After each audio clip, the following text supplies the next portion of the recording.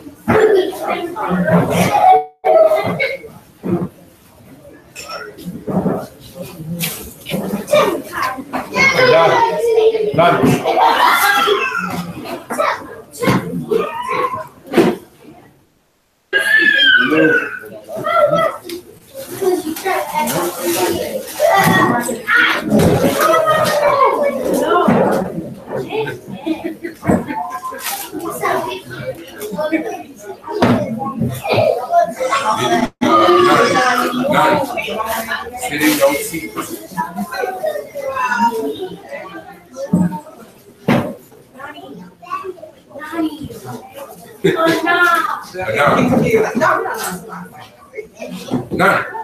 Sit in your seat. Sit in your seat. Sit in your seat.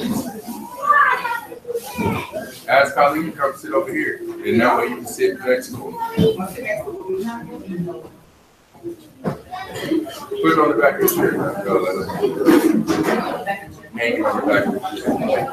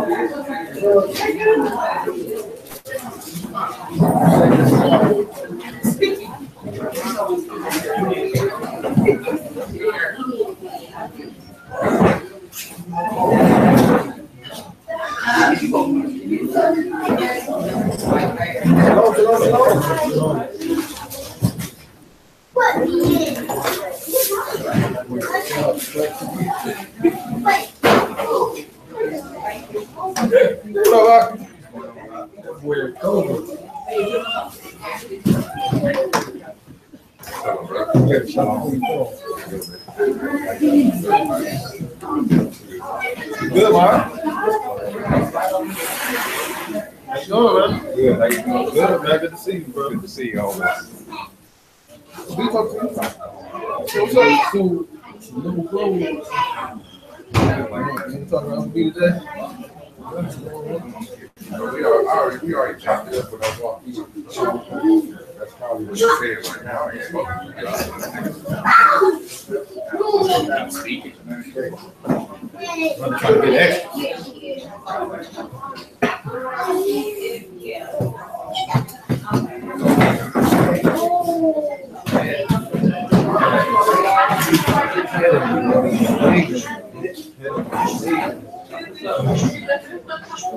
Salad is good.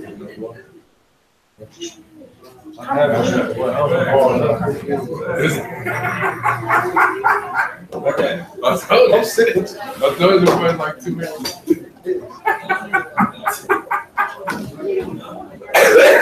Jumbo. Right. That's funny.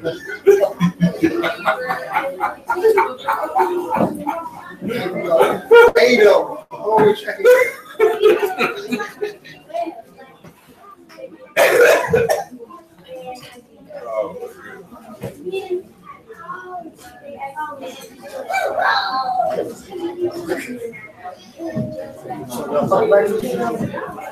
I texted him yesterday. All right, y'all. Come on, let's go ahead and get ready to pray in.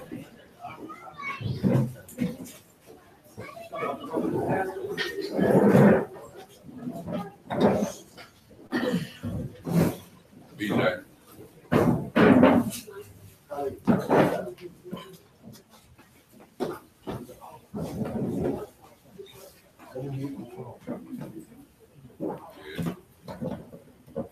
Yeah, definitely mute your phones.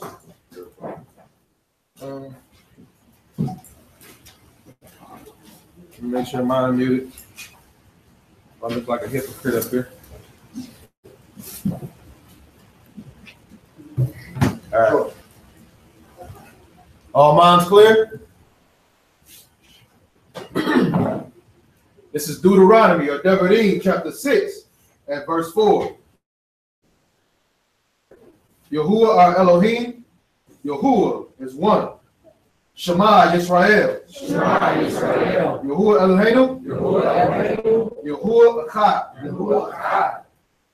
This is Shemot or Exodus chapter 20, starting at verse 3.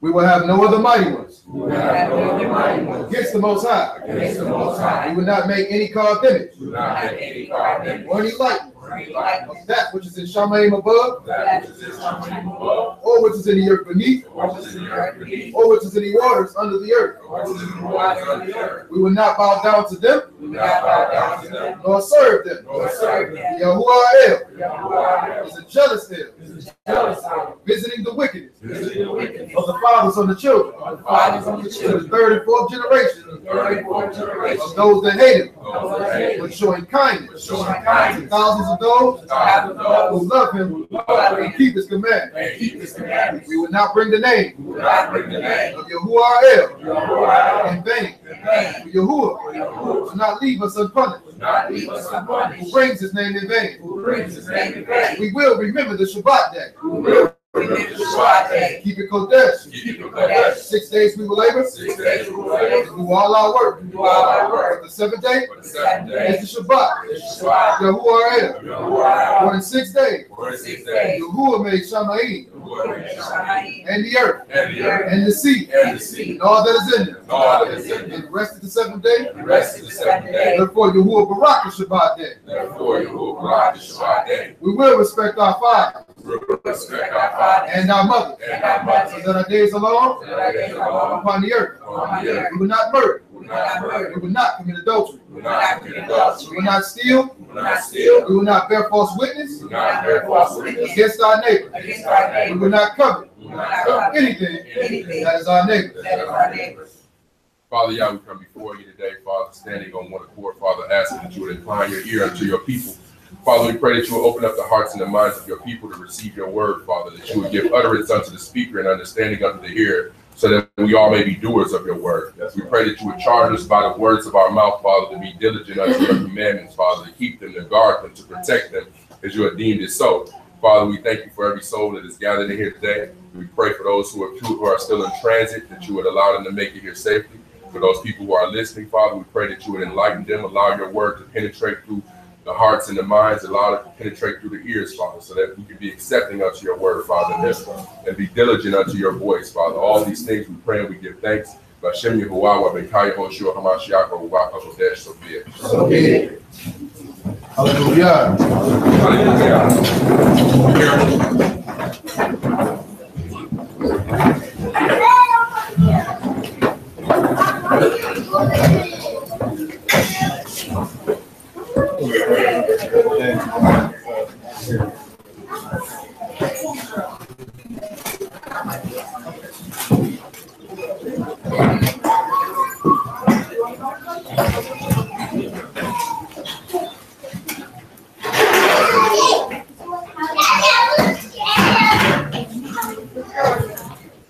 Shabbat shalom. Shabbat shalom.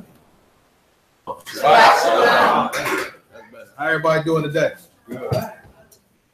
I do gotta before we start. I got a scenario that I want to lay out for everybody concerning this lesson. I get some participation. You ain't got to get up out the seat nothing like last time. You're all right. But I need some participation, right? Lay down this scenario. You're at a restaurant. You go to this restaurant often, right? Anybody got that certain restaurant that you like to go to? You know what I'm saying? I might go every once a week or once a month. You know what I'm saying? Or have ever had that place where when you go in, they know what you want. They know what you're going to order. Right? You always leave a tip. You know what I'm saying? You don't never just get your stuff and go or sit down and eat. You leave a tip, right? So the people, when they see you coming, they actually excited to see you come. Like, ah, man, that's a nice brother. That's a nice sister. They always leaving a tip, right? So you go in there and you order your, I don't know, what. Somebody give me a favorite dish. Give me a favorite dish. Chicken. Give me a side. Give me a side. Chicken and what? Chicken and French fries. Right? You go in there, you order your chicken and your French fries, right? And the waiter takes your order back and says, you know what? Man, I enjoy this sister so much. Hey, chicken and French fries. Make sure you put chili, cheese, and bacon on her joint. Right? So now when they bring you your chicken and your French fries, and now you see chili, cheese, and you see bacon on there, you're going to be excited. You're going to be sad. You're going to be mad. How you feeling? How you feeling? You got to do what? You got to take this back. Why? It's against the law. I don't eat that, right? Now, in their mind, what did they feel they was doing? Something good. Tell me, I'm doing something good. Why are you getting mad at me? What's your exactly? I was trying to be nice. What's your response to that? Thank you, but no thank you. But why? I hooked you up. Like what? I explained. It's against my belief. It's against my faith. Law, statutes, and commandments, and all right. I do it in a very humble manner. Elementary, where they can understand it and where they won't be offended. And okay. I'm trying to serve the Almighty. Okay, so you will let them know that the law, statutes, and commandments, you keep them. I don't mess around with no pork, right? Brother Sakal says that he'll let them know that, what you say? It's against my faith. It's against my faith, right? Which is all good. But what's the bottom line? Us offending the person? Nope. They added to your order. Say it again. They added to your order. You added to my order. I didn't ask for this. I sent you back there to go and get me some chili. I mean some chicken and some French fries. Now I threw the pork thing on there because you know that this is not what we do. That we don't eat that, right? But the fact of the matter is you brought me back something that I didn't ask for. Whether you thought it was good or not, I didn't ask for it. Right? So, with that being the case, right? How do you think the Most High feel when we do this to him and his law? So he give us a set of instructions. He say, follow these instructions, man. Look, he done brought us up out of Egypt. He's there when we need him. The whole nine, right? He's that good paying customer, that one that tip, right? To do his job. and then he asks you to, I need you to follow these instructions, and then you go and you put bacon and chili and cheese on his fry. How is that? How would that make him feel? Upset, right? But I did what he said. I just did a little more. What's wrong with doing a little more for the Most High? At certain points in time, you giving him something that he didn't ask for, which in turn you think is good, but it's really bad, right? So, seeing as though that this is the living word, right? Y'all think we got some examples like that in here? Easy? Yeah. Let's go through and let's find out. First, get Malachi chapter 3 and verse 6, all right?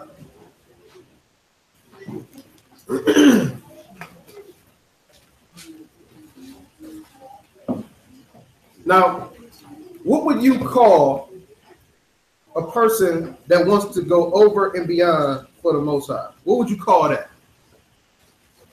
You got zeal. He got what though? Zeal. He got zeal. Right? When we look at people in our walk and we think about zeal, right? We think of somebody that do what? Just off the top of your head, when you think of somebody that got zeal, what are you thinking? Anybody? Somebody that put in work, right? Somebody that's excited about the Most High, right? Not a bad thing, right? Good thing. Now, what is putting in work? What would you think of off the top of your head as somebody going out and putting in work? Feeding the homeless. What else? Spreading the word. What else? I don't know, man. He said going to Sabbath class and Sunday service. Somebody going out preaching on the streets, right? That's putting in work, man. Them brothers got zeal. They out there every week. What happens when they out there and they cussing people out? And they telling people they're going to hell and they breaking the law when they really not. What? Is that still zeal? That's right. You sure? No knowledge. That's what now? Zeal with no knowledge. That's zeal with no knowledge. I actually like that. That's my sister. That's your sister. I can't call on her no more. She it's automatic cheating. You have Malachi 3 and 6, read that. You get Romans 10 and 1. Huh? Malachi chapter 3 and verse 6. Therefore, hold on, I'm in Micah. That's the other Malachi. Malachi chapter 3 and verse 6. For I am Yahuwah, I change not. He do what? I change not. If I always come and get fried chicken and French fries, I always want fried chicken and French fries. Right? Sidebar. Read that again. For I am Yahuwah, I change not. Therefore, ye sons of Jacob are not consumed. Are not what? Consumed. Are not consumed. Could you imagine you getting a set of instructions from the Most High and then he switch them up on you? While you used to doing the stuff that he wants you to do. He just switch them up. Boom. Up, now you got to do something different. Could you imagine that? What would happen to a lot of people that are committed to what the Most High already got you doing? They'll fall off. They'll perish. Right? Read what you got in that Romans 10 and 1. Get Deuteronomy chapter 4. Romans chapter 10 and verse 1. Brethren, my heart's desire and prayer to Elohim for Israel is that they might be saved. So they said, my heart's desire is what now? For Israel is that they might be saved. My heart's desire for Israel is that they might be saved. Read on. For I bear them record that they have zeal of Elohim. For I bear them record that they what? That they have a zeal of Elohim. Uh-huh. But not according to knowledge. They got a zeal of the Most High, but it is not according to knowledge. Matter of fact, get Psalms 33. Right? So these people got a zeal for the Most High. They want to put in the work for the Most High, but it's not according to what is it? Not according to knowledge. Keep that in mind. Because you got a zeal, or a person that's zealous, you got a person that's overzealous, and you got a person that's just flat out laying down disrespect. But they gonna hide it and say, oh, that was just my zeal for you. Feel what I'm saying? So you got a person that's zealous, you got a person that's overzealous, and then you got a person that's gonna lay down flat out disrespect for the Most High and disregard His word. Right? Psalms 33. 11. Psalms 33, verse 11. The counsel of Yahuwah standeth forever. The counsel of Yahuwah do what? Standeth forever. For a period of time. Forever. Just for when they was in the land. Forever. It stand forever. Hebrews 13 and 8.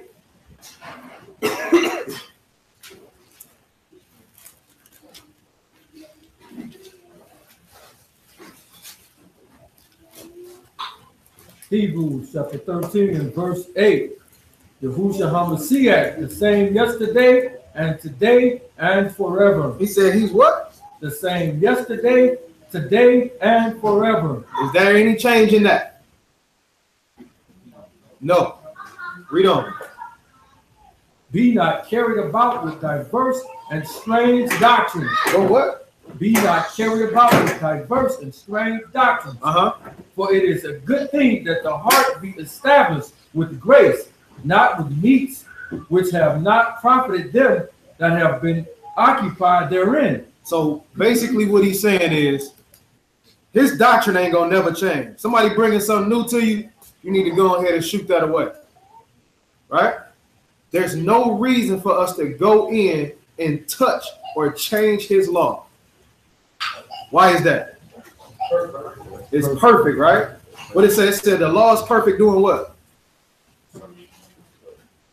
Converting the soul. So when you go in there and you add something to his law, what happens? Does that soul get converted? No. No. Make it imperfect. Right? You make it imperfect. Right? So let's see. So it said these people have not according to knowledge. Let's get an example of that. Get Exodus, the 20th chapter. Is it anything wrong with going over and beyond for the Most High? If it's not according to his word, it is. Say it again. If it's not according to his word, it is. If it's not according to his word, there's something wrong with it. Let me look at this word zeal. I looked in one of these definitions up here.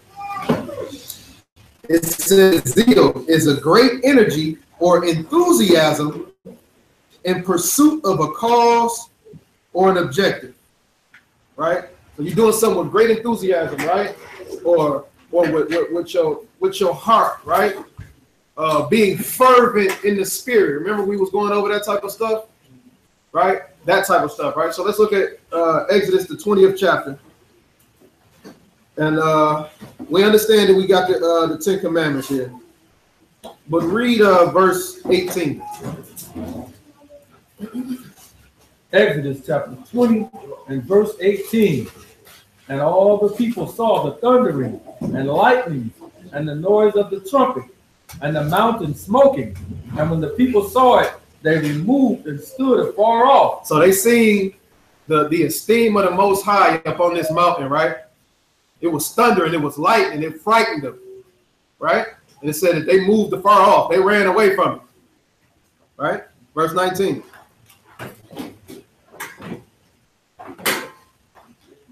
Verse 19. And they said unto Moses, speak thou with us, and we will hear. But let not Elohim speak with us, lest we die. So immediately they say, look, Moses, you be the one to holler at us. We don't want to talk to him because he gonna kill us. We gonna die if we talk to him. You the guy. All right, you holler at us. Look, we good over here. All that thunder and lightning going on over there, you go holler at him from over there. Right? So going back to the lesson that he gave a couple of weeks ago saying, don't watch me, watch Yah, right? Where automatically, instead of hearing the word directly from Yah, what did they automatically put on themselves? What did they give themselves? Say it, King. But they gave themselves a mediator at this point in time. When Yah was getting ready to speak to them on the mountain himself. That makes sense? Get Exodus, the 32nd chapter. So, was there any doubt in the children of Israel's mind that the Most High was real? But who did they associate the Most High with? Moses, right? When Moses is around, Yahuwah is around. Right? Makes sense, right? All right. Exodus chapter 32. Pick it up at verse 1. Exodus chapter 32 and verse 1. And when the people saw that Moses delayed to come down out of the mountain. So when they saw that Moses didn't come back, who are they assuming is not with them? The Most High, right? Because this is associated with the Most High, with the children of Israel. It ain't no separation. It's Moses with the Most High. When Moses ain't here, he ain't here, right? He read. And when the people saw that Moses delayed to come down out of the mountain, the people gathered themselves together unto Aaron and said unto him, up, make us Elohim. So now when it's saying Elohim as far as plural, it's only speaking about one right here. Right? Even though it says this right here in the text, I'm gonna show you why in a second, right? But he said, look, Aaron, get up and make us a God. Right? Read. Which shall go before us. For as this Moses, the man that brought us up out of the land of Egypt. Hold on. Make us a God that's going to go before us because what? But the man, Moses, the man that brought us up out of the land of Egypt, we want not what has become of him. Make us a God because Moses ain't here. Not make us the father because he make us a God because Moses ain't here. They lumped them together. That makes sense? All right, stay with me. Keep going.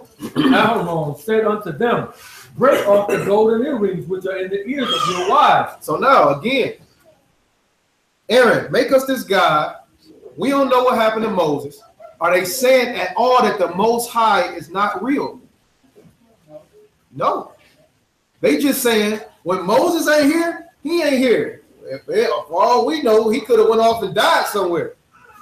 But we need a what? We need a God that's going to do what? Go what? Fight. Because who did what? Because the Most High did what? Fought for them to get them out of Egypt. Fought for them or with them in the wilderness, right? It said, make us a God that'll go before us. The Most High was a pillar of fire at night, right? And what was he in the day? Wow. Cloud in the day that went before him. He led them, right?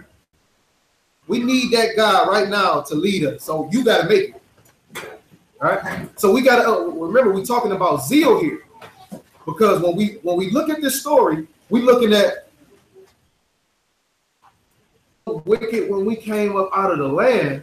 I mean, when we came up out of Egypt, it wasn't 40 days out, and we already made another God, right? That's our initial thought. But you got to put yourself in the story. You be here, right? So now you got Moses that's been leading you out here, right? With the help of the Most High. Hey, man, I'm about to go holler at the Most High. I'll get back with y'all in a minute. He come back, miracle happened, boom, there you go. Right? So now this guy's gone. So the God that's associated with Moses is gone. He's not here no more. But let's keep reading. Go ahead. And Aaron said unto them, break off the golden earrings which are in the ears of your wives and your sons, and your daughters, and bring them unto me. And all the people brake off the golden earrings which were in their ears, and brought them unto Aaron. And he received them at their hand, and fastened it with a graving tool. And after he had made it a molten calf. Molten calves. Calf. Molten calves. Singular. Calf. So when they said get up and make us gods, what was that really supposed to be rendered? Make us a god, right? I just wanted to point that out. Keep going. And they said, these be thy God. These be what? Thy God. This is your God, right? Read. O Israel, was brought thee up out of the land of Egypt. Whoa. So they just said that this is the thing that did what? Brought us up out of the land of Egypt. Now they're associating the calf with who? With the Most High. So it wasn't that they didn't believe in the Most High. It's just that they didn't have nothing to associate them with right now, right? Because the way we think about it is they came out of Egypt. They was like, screw the Most High. He ain't here no more, whatever. So we gonna make us a new God. No, they put on this thing, this thing, the same thing that they were saying about Moses, right? Read on. And when Aaron saw it, he built an altar before it. And Aaron made proclamation and said, tomorrow is the feast to Yahuwah. A feast to who? Yahuwah. Not a feast to Amun-Ra? To Yahuwah. Not a feast to Ali Bazi?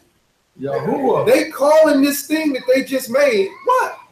Yahuwah. They calling it Yahuwah. So it's showing that they still believed in the Most High.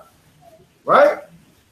So when they made this molten calf, was it out of spite? Or was it because they didn't believe in the Most High? They didn't honor the Most High? They didn't love the Most High?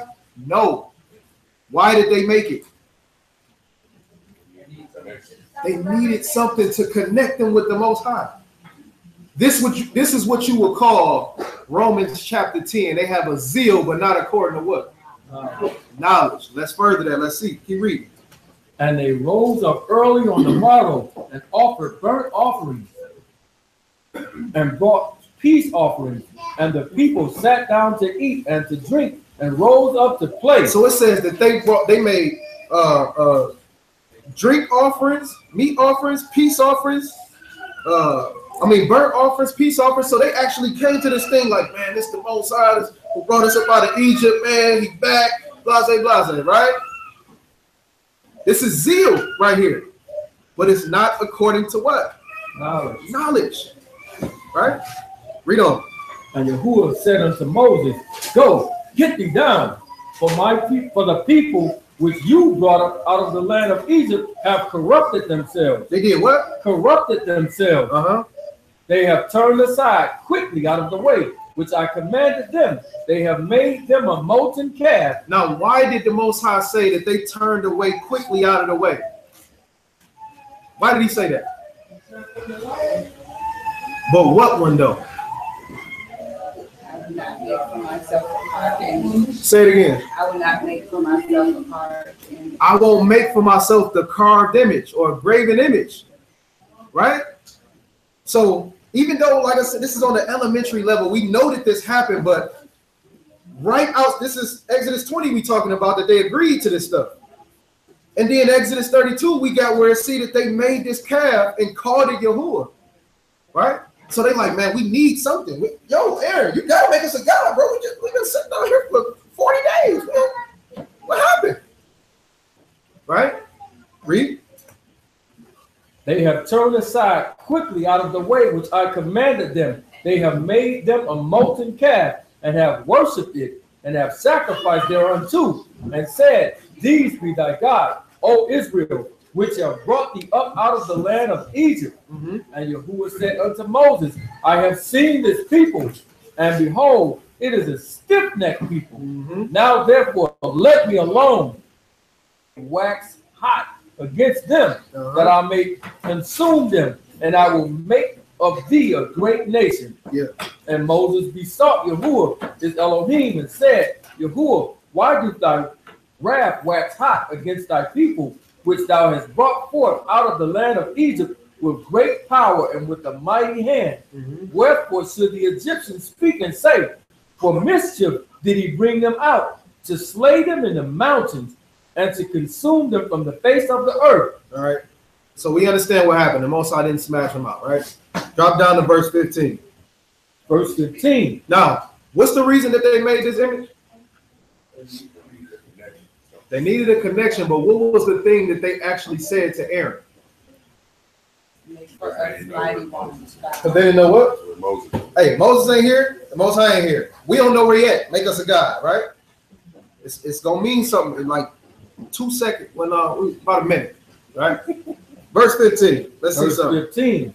And Moses turned and went down from the mount, and the 2 tables of testimony were in his hand. The tables were written on both their sides. On the one side and on the other side they were written. And the tables, which were the work of Elohim, and the writing was the writing of Elohim, graven upon the tables. And when Joshua heard the noise of the people as they shouted, he said unto Moses, there is a noise of war in the camp. So Joshua thinking, man, something going on down there. Because Joshua went up with Moses. Right? Read. And he said, it is not the voice of them that shout for mastery, neither is it the voice of them that cry for being overcome, but the noise of them that sing do I hear.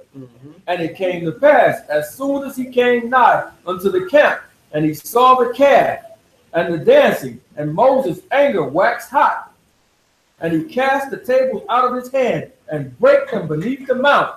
And he took the calf which they had made, and burnt it in the fire, and ground it to powder, and strawed it upon the water, and made the children of Israel drink of it.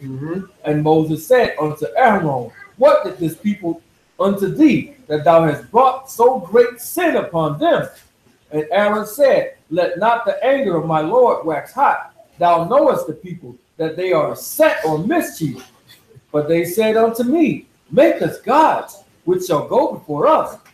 But as for this Moses, the man that brought us up out of the land of Egypt, we want not what is become of him. Make us a god, because we don't know where Moses went, right? So this is the same thing he explained to Moses. This is what they said. When you left, bro, they was on my head. They didn't know where you was at. Verse 26. Verse 26. Then Moses stood in the gate of the camp and said, who is on Yahuwah's side? Let him come unto me. And all the sons of Levi gathered themselves together unto him. And he said unto them, thus saith Yahuwah of Israel, Elohim of Israel, put every man his sword by his side, and go in and out from gate to gate throughout the camp, and slay every man his brother, and every man his companion, and every man his neighbor. And the children of Levi did according to the word of Moses, and there fell of the people that day about 3,000 men. Stop. What's the significance of this number? So we got the Levites who actually stepped up to the plate and said, look, we got our swords. You know what I'm saying? What you need us to do, right? What's the significance of them only killing 3,000 people at this current time?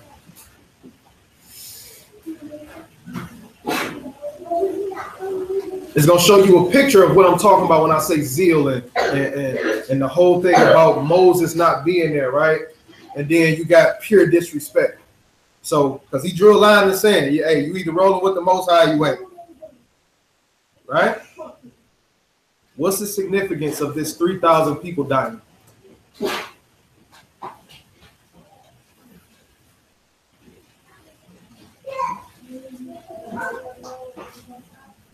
Say it again. They definitely wasn't. Remember, these was the people who was like, what we doing? You know what I'm saying? What you mean? I ain't on the side of the Most High. Right? What's the significance of it?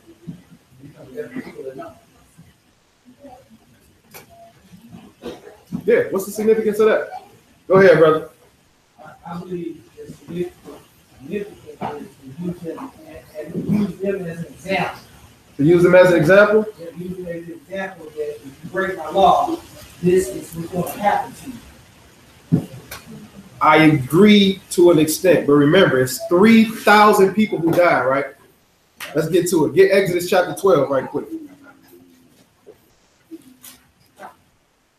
No, go ahead, right.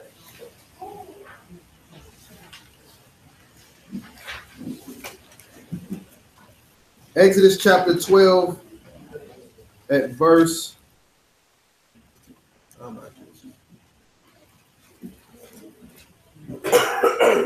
Exodus chapter 12 and verse 36. Exodus chapter 12 and verse 36. And Yahuwah gave thy people favor in the sight of the Egyptians, so that they lent unto them such things as they required. And they spoiled the Egyptians, and the children of Israel journeyed from Ramses to Succoth, about 600,000 on foot, that were men besides children. How many people was it? 600,000. Besides who? Men and besides children. That's besides children, right? So he went and gathered all of the gold from all of the children of Israel, right? Made this molten calf. They all went down. They worshiped this thing. They gave sacrifices to it, right? But how many people died? 3,000. Now, how big of a gap is 6,000 to 3,000? 600. I mean, 600,000 to 3,000. It's a what? It's a 0.5%, right? So what happened when Moses came down from the mountain? You got all of these people that's out there worshiping this calf. What did 597,000 men do? Oh, that was Moses right there. We ain't tripping on Moses right there. Yeah, there you go. Man, where you been? Right? Moses, I wasn't doing that. Well, you say that. Right. So those 500,000 plus men was like, oh, we built it because Moses wasn't. There you go. Bro, there you go right there. But 3,000 of them was like, so? Man, that's cold right there what he built. I'm rocking with this. Yeah, man, go ahead and kill all them up there. Right? So this is showing you that their zeal was still towards the Most High because they just wanted that connection with the Most High. Moses was gone. So we need something in the place to show us the Most High, right? But when Moses came down, the Most High was Moses. There you go right there. I ain't got to worry about that no more. Right? So do you see the zeal, right? But not according to the knowledge. They was willing to sacrifice to the Most High, this, that, and the third, but they thought that he was gone. But when Moses came back, they're like, oh, we know the Most High with him. Bet we ain't dealing with that no more. Right? So now it's like, yo, tighten up. In Deuteronomy, the 4th chapter, we understand why he said this. Deuteronomy chapter 4. What's that, verse 10, 12? All right, pick it up there. Verse 15. Deuteronomy chapter 4 and verse 15. Take ye therefore good heed unto yourselves. Take good heed to yourself. Read. For ye saw no manner of similitude on the day that Yahuwah spake unto you in Horeb out of the midst of the fire. When I came up there and I was at Horeb and I was speaking, well, you know, when y'all was scared and all that. Yeah, y'all didn't see nothing. Y'all didn't see no image of nothing. Read. Lest ye corrupt yourselves and make you a graven image, the similitude of any figure, the likeness of male or female, the likeness of any beast that is on the earth, the likeness of any winged fowl that flieth in the air, the likeness of anything that creepeth on the ground, the likeness of any fish that is in the waters beneath the earth. At least thou lift thine eyes unto Shamaim, and when thou seest the sun and the moon and the stars, even the host of Shamaim, shouldst be driven to worship them and serve them, which Yahuwah your Elohim hath divided unto all nations under the whole Shamaim. Okay, so he run it all the way down for him. Now look, take heed to yourself. You ain't see no image when I was up there. Don't get cute and try to make something me, because it's not me. So he didn't just mention the beast that's walking on in the earth. He mentioned everything: the fish in the water, man, female, the moon, the sun. None of that. I don't need none of that, right? So that image that looked like Kimbo's life, that ain't him? That's not him.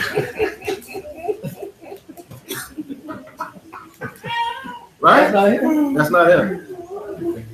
So he told him, don't take heed. Don't make none of it. Don't do this no more. What you did over there, don't do that no more. I understand what you was dealing with. Don't do that no more. Right? So we see the example laid down where you got a zeal that's not according to knowledge, right? So now he didn't just say don't make no graven images of anything that's in Shamayim above or in the earth beneath, but now he going into details because y'all was tripping over there when y'all came out of Egypt, right?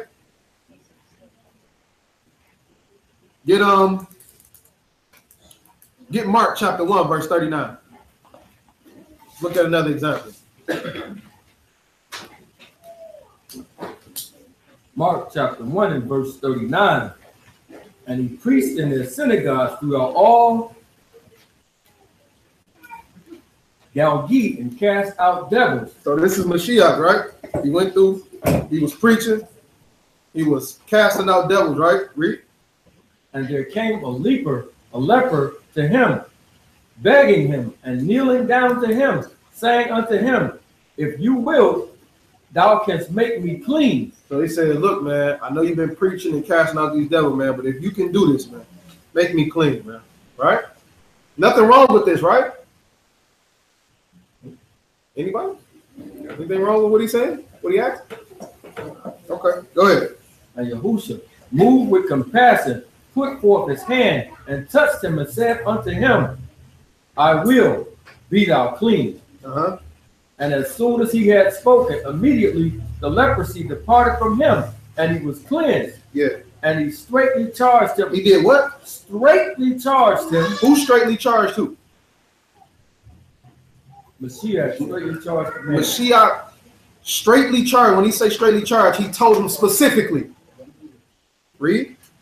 And he straightly charged him, and forthwith sent him away. And said what? And said unto him, see thou say nothing to any man. Don't tell nobody what I did. Right? Read.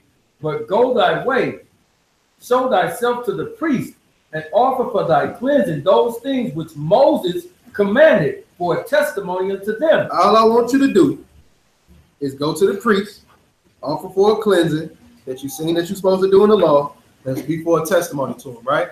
I don't want you to say a word. Is that pretty clear? Is that give me my chicken and french fries? Okay. Verse 45.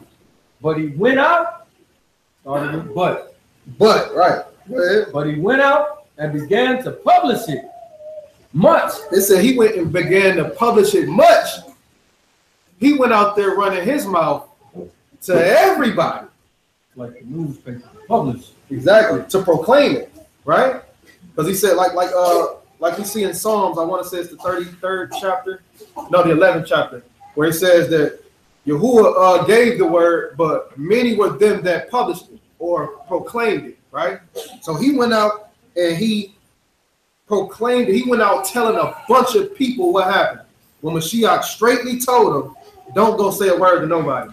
Read. But he went out and began to publish it much, and to blaze abroad the matter, in so much that Yahushua could not no more openly enter the city, but was without in desert places, and they came to him from every quarter. So he says he went running his mouth so much that Mashiach couldn't even go back into the city. Now, what was he doing in the city when he got to him? Preaching, casting out demons, right? So now, because you wouldn't run in your mouth like I told you not to, I can't even get back in the city to do what I was doing. Make sense? So that's a zeal, right? He had zeal for what happened to, oh man, this dude is the coldest. He did this, he did that. But what you did caused for him not to be able to go in the city and do what he was doing. Right? Did the dude know that this was going to bring this on Mashiach? No. So he had a zeal, but it wasn't according to what? No, it wasn't according to knowledge, right? So we started to see how these things can play out. Like if you do too much. A great precept for the zeal thing is when they were there in the Ark of Covenant and one of them touched it and died. Exactly. He was like trying to save it, but he wasn't supposed to touch it. So. Exactly. So is everybody familiar with what she's talking about? Yeah. So when they was out there with David, right, and they was walking with the Ark of the Covenant, and the Ark of the Covenant start to fall. So his zeal was to what? I don't want this to fall and break, right? But what was the law concerning it? Only the priest can touch it. So when he reached out and he touched it, what happened to him? He died, right? Because even though he had this zeal to get this thing before it fell and before it broke, the law said don't touch it. I don't care what happened. You do what he's bring him his chicken and fries. Right? All right. Let's get Galatians. Matter of fact, before we get Galatians, get 2 Samuel.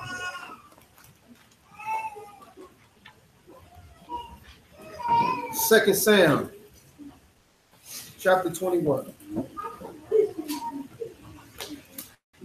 2 Samuel, chapter 21.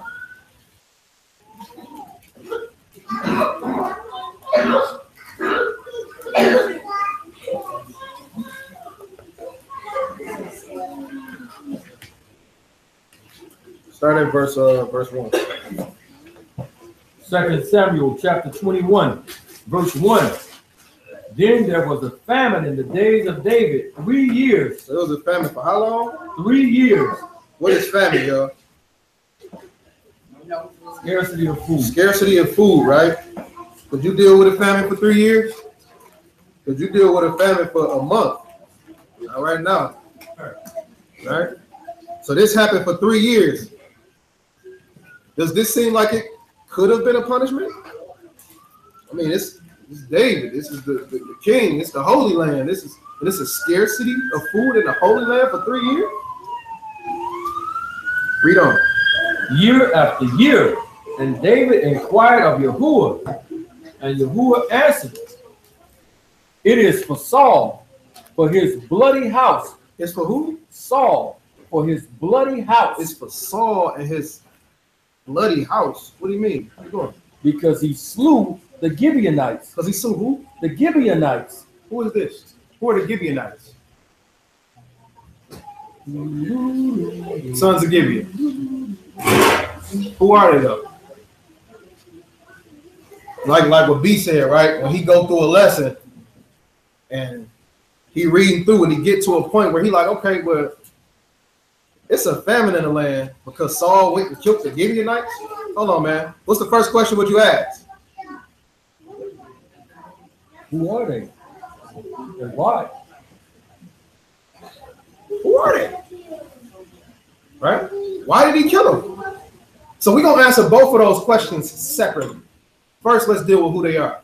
Let's get Joshua the 10th chapter. Matter of fact, keep reading where you at. And the king, verse 2, and the king called the Gibeonites and said unto them, now the Gibeonites were not of the children of Israel. They were what? They were not of the children of Israel. Now remember, they in the land, but they're not of the children of Israel. Keep reading. Let's see what y'all scholarship is at. But of the remnant of the Amorites. What of the remnant of the who? Amorites. Of the who? Amorites. Did this pop up in anybody's mind about the Amorites? We kind of dealt with this. Yeah. Right? So, read on. And the children of Israel had sworn unto them. And they did what? Sworn unto them. They sworn unto them. Do anybody remember something like that? I do. Right? So it said they sworn unto them, and what happened? And Saul sought to slay them in his zeal. In his what? In his zeal. He sought to slay them in his zeal for who? To the children of Israel and Judah. So now we got to figure out what's going on, right? For us that's not in the loop, right? What's going on? Why are he trying to kill these people? What do he mean for his zeal for the children of Israel and Judah? And his bloody house. And his bloody house. And who are they? Right? Let's go back to Joshua, the 10th chapter.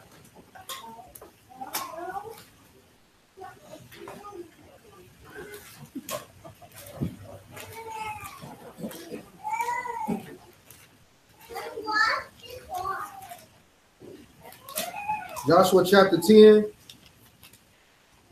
and verse 1. Okay, pick it up at verse 4. Joshua chapter 10 and verse 4. Now, what was the instruction for Joshua to do when he got to the land of Canaan? Don't do what? Don't make no league with nobody, but do what to them? Utterly destroy them. Kill them all. Read. Come unto me and help me, that we may smite Gibeon. That we may do what? Smite Gibeon. Yeah. But it have made peace with Joshua and with the children of Israel. Therefore, the 5 kings of the Amorites. Of the who? Amorites. Uh-huh. The king of Jerusalem, the king of Hebron, the king of Jarmuth, the king of Lachish, the king of Eglon, gathered themselves together and went up, and they and all their hosts, and encamped before Gibeon, and made war against it. Uh-huh. And the men of Gibeon sent unto Joshua to the camp of Gilgal, saying, Slap not thy hand from thy servant. Come up to us quickly, and save us, and help us. For all the kings of the Amorites that dwell in the mountains are gathered together against us. Mm-hmm. So Joshua ascended from Gilgal, he and all the people of war with him, all the mighty men of valor. And Yahuwah said unto Joshua, Fear them not, for I have delivered them into thine hand. There shall not a man of them stand before you.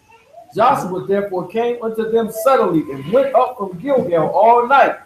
And Yahuwah discomfited them before Israel, and slew them with a great slaughter at Gibeon, and chased them along the way that goeth up to Beth Horon, and smote Azkiah, and unto Makkedah.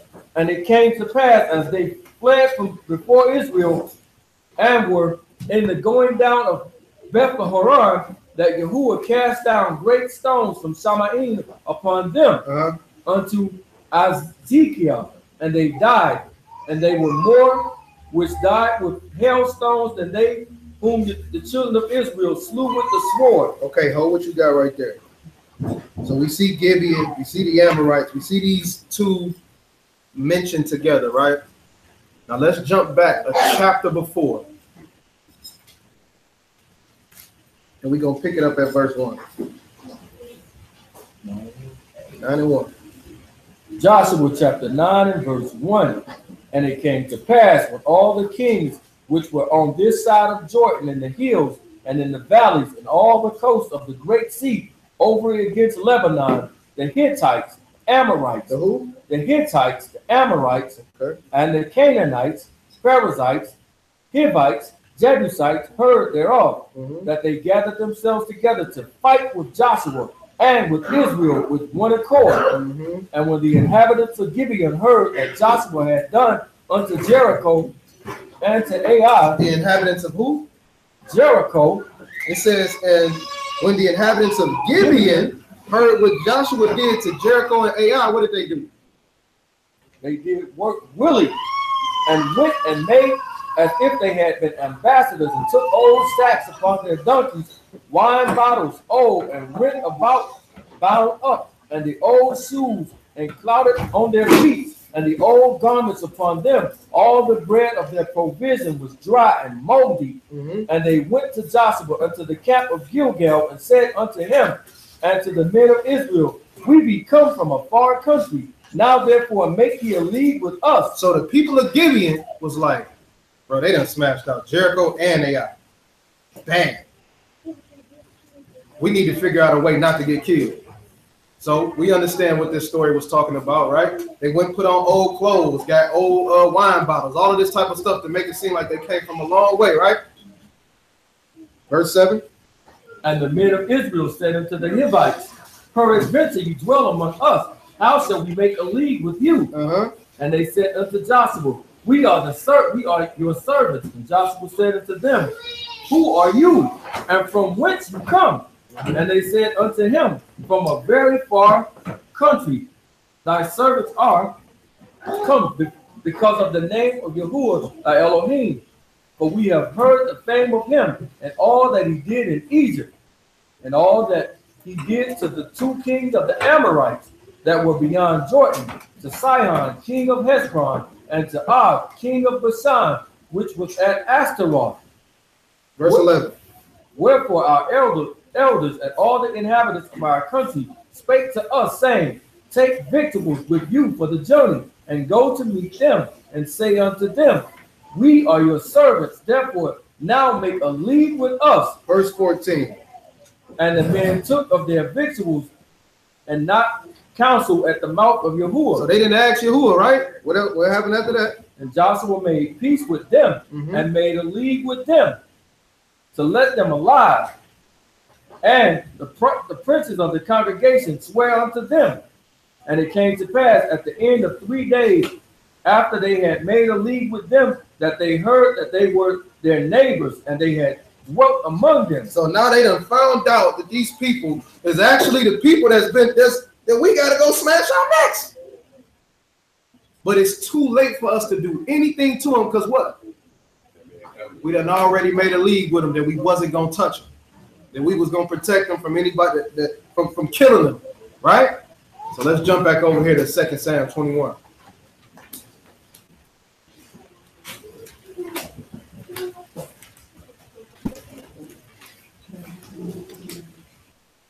That's verse 3. Read verse 2 and then read verse 3 again. 2 Samuel chapter 21 and verse 2. And the king called the Gibeonites and said unto them, now the Gibeonites were not of the children of Israel, but the remnant of the Amorites. So now we know, hey, back then we smashed out the king, the Amorite kings, but who did we spare? The Gibeonites, right? Read. And the children of Israel had sworn unto them. So they swore to him that they wasn't going to kill him. Right? Go ahead. And Saul sought to slay them in his zeal to the children of Israel and Judah. So Saul done went and he done killed these people of Gibeon. Right? I mean of Gibeon. So now Yahuwah says, because Saul done did this, him in his bloody house, right? Because they done already made a league. It wasn't, you can't change the league that you made with them.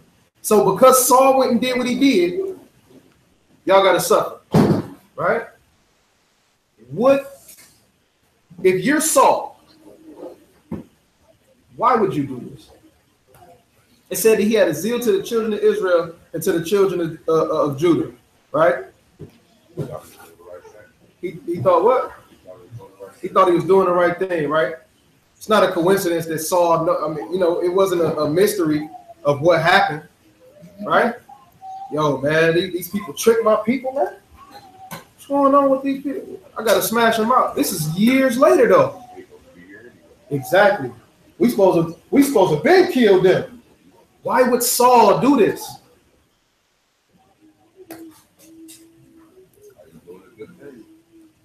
It's another reason, too.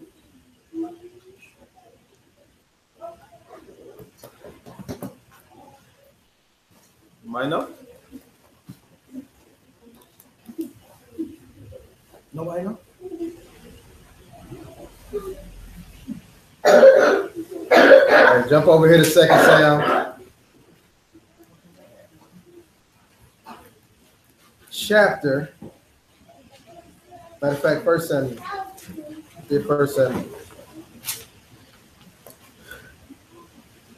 1 Samuel chapter 10 and verse 1.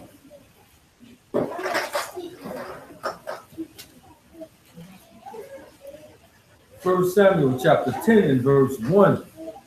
Then Samuel took a vial of oil and poured it upon his head and kissed him and said, it is not because Yahuwah hath anointed thee to be captain over his inheritance. When thou art departed from me today, when thou shalt find 2 men by Rachel's sepulchre in the border of Benjamin at Zilzah, and they will say unto you, the donkeys which thou wentest to seek are found, and lo, thy father hath left the care of the donkeys and sorrow for you, saying, what shall I do for my son? Then shalt thou go on forward from thence, and thou shalt come to the plain of Tabor, and there shall meet thee 3 men going to Elohim, to Bethel, one carrying 3 kids, and another carrying 3 loaves of bread, and another carrying a bottle of wine. So, who is he getting ready to anoint king? Saul, right? So I'm gonna ask y'all again. Why would Saul why would Saul go and kill the Gibeonites?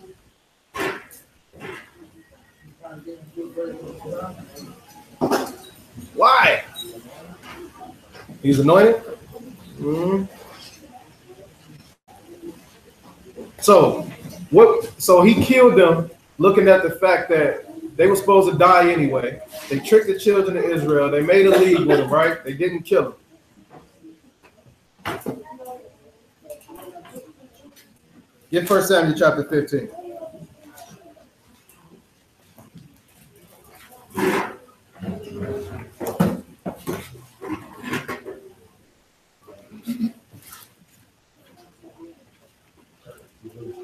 Verse 1. 1 Samuel chapter 15 and verse 1. Samuel also said unto Saul, Yahuwah sent me to anoint you to be king over his people, over Israel. Now therefore, hearken unto the voice of thy words of Yahuwah. Thus saith Yahuwah of hosts, I remember that which Amalek did to Israel, how he laid wait for him in the way, when he came up from Egypt. Now go and smite Amalek and utterly destroy all that they have and spare them not. Is this similar to what he told Joshua to do in Canaan? Yeah. Smash out everybody, right? Go ahead.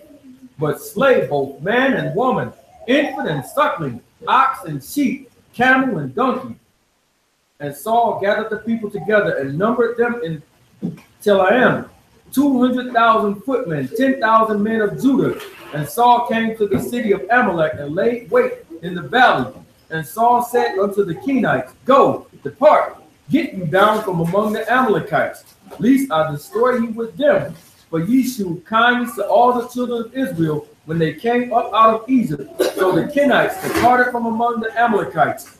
And Saul smote the Amalekites from Havilah until thou comest to Shur, that is over against Egypt. And what happened? And he took Agag, king of the Amalekites, alive. He did what? He took Agag, king of the Amalekites, alive. He took Agag, the king, alive. What was he supposed to do with Agag? He was supposed to kill him. Right? Read on. And utterly destroyed all the people with the edge of the sword. But Saul and the people spared Agag, and the best of the sheep, of the oxen, and the fatlings, and the lambs, and all that was good, and would not utterly destroy them, but everything that was vile and refused they destroyed utterly. Did they go against what he told them?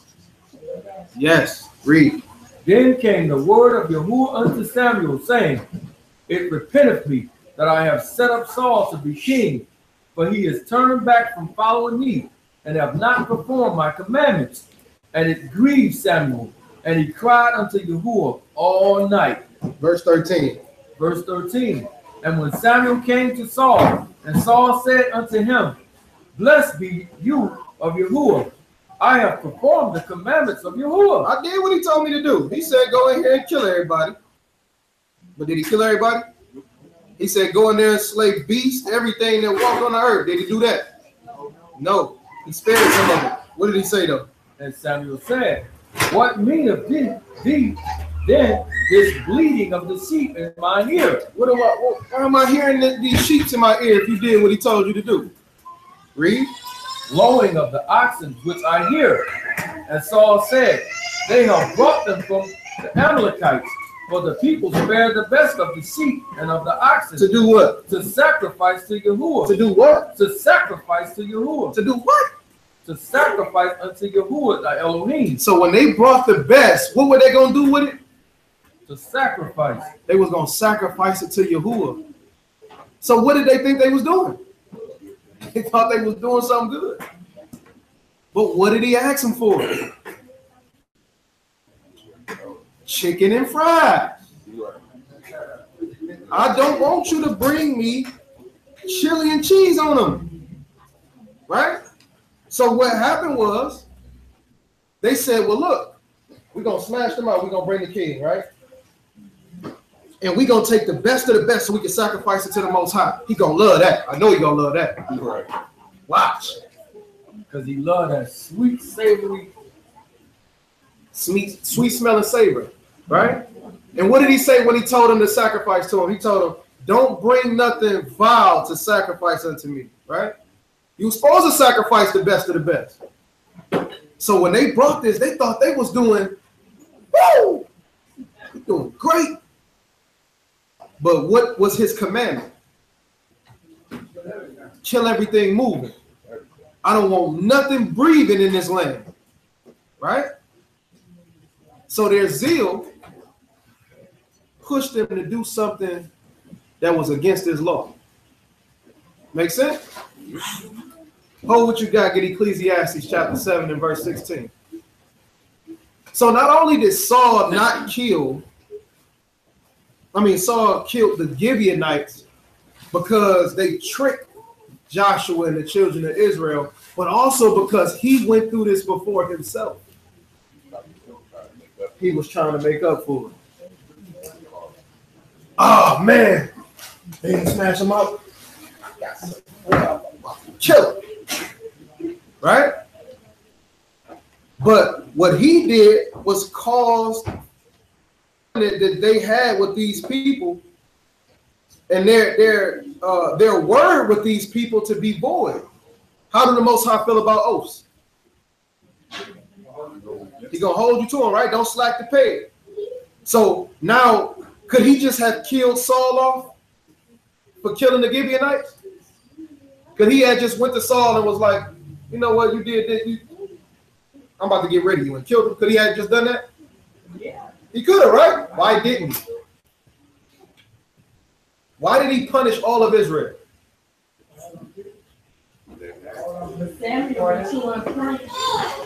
No, not all of them did it.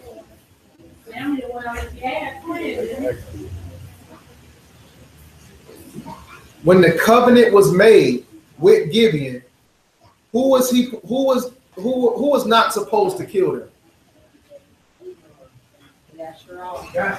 All of Israel. These people are off limits to all of Israel. So when Saul went in and did what he did, who was the king, now guess who I got to punish? All of Israel. It's only fair, right? Ecclesiastes 7 and 16. Ecclesiastes 7 and 16. Yeah. Be not righteous over much. Do not what? Be not righteous over much. So when you look at what this is saying, like I read it in the Hallelujah, right? It's saying don't be over righteous. Don't be overzealous. Right? Read. Neither make thyself over wise. Don't make yourself what? Over wise. Don't think outside of yourself. The Most High gave us the blueprint. Right? Read.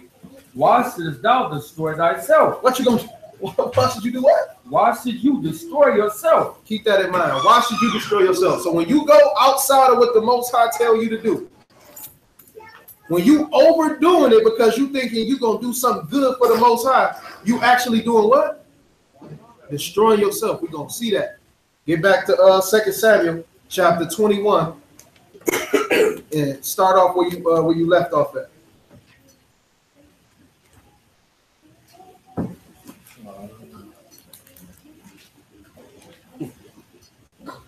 Verse 4, I believe. Go ahead. 2 Samuel chapter 21, verse 4. And the Gibeonites said unto him, we will have no silver, nor gold of Saul, nor of his house. Neither for us shalt thou kill any man in Israel. So the Gibeonites said, look, y'all done had the famine. Listen, we don't want no gold from Saul. We don't want nothing from his house. We don't know. He can't replace the people that he killed with no money. He said, don't be over righteous, don't be over wise. Why must you do what to yourself? Destroy yourself. Read on, let's see what happens. And they answered the king, the man that consumed us and that devised against us that we should be destroyed from remaining in any of the coast of Israel, let 7 men of his sons. Let 7 men of his what? Of his sons. Of his what? Of his sons. Of his sons, read. Be delivered unto us, and we will hang them up unto Yahuwah in Gibeah of Saul, whom Yahuwah did choose. And the king said, I will give them. So David, the king, got to go through and give them 7 of Saul's sons. David, who loved Saul to the utmost, right? If anybody came at Saul the wrong way, what happened to him? David was going to smash him out. Even the dude that came back and said, look, man, Saul told me to, you know what I'm saying, do him in, because he didn't want to get killed by the rest of the folks, right? What David say? You what? You did what? You killed my man. Do him right now. Right. And killed him. Right? We got to look at this for what it is. So now this king who loves Saul to the utmost, who has made a covenant with Jonathan, right? Your flesh gonna be like my flesh, right? I got to go, and I actually got to go and pick out 7 sons of Saul's family and give them up to get killed, because he went beyond the oath that was made. Read on. But the king spared Mephibosheth, the son of Jonathan, the son of Saul, because Yahuwah's oath that was between them, between David and Jonathan. But now, why didn't he give Jonathan's son?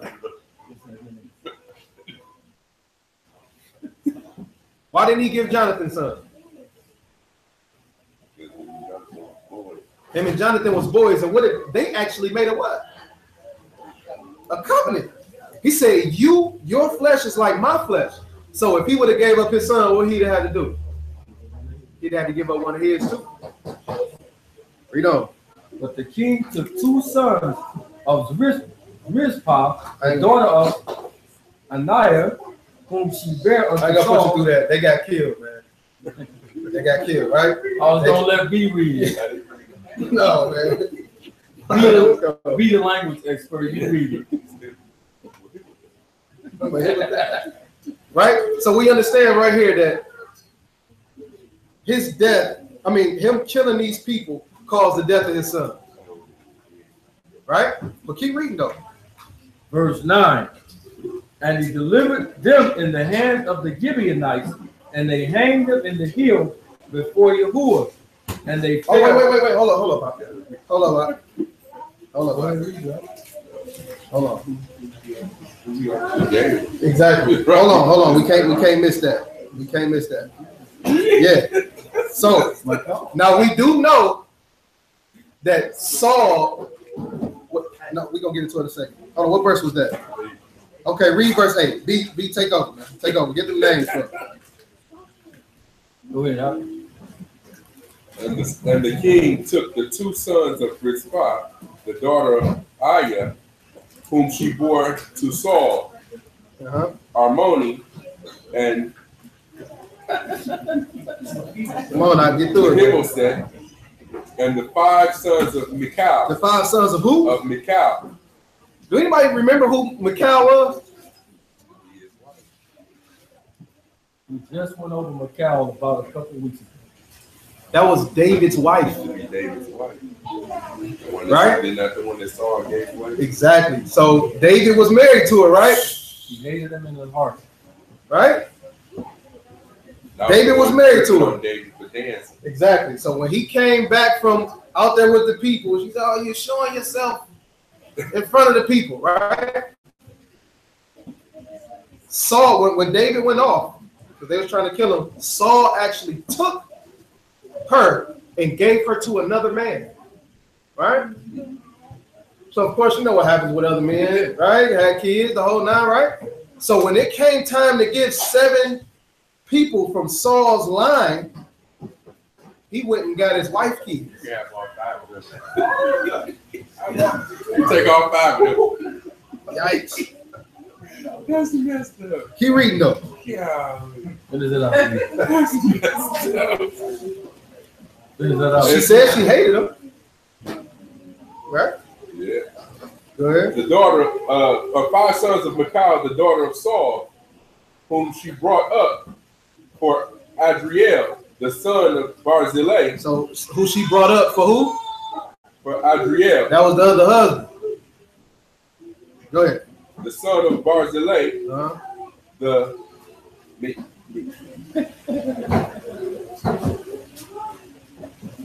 Mecholatan. Go ahead. And gave them into the hands of the Gibeonites, and they hanged them on the hill before Yahuwah.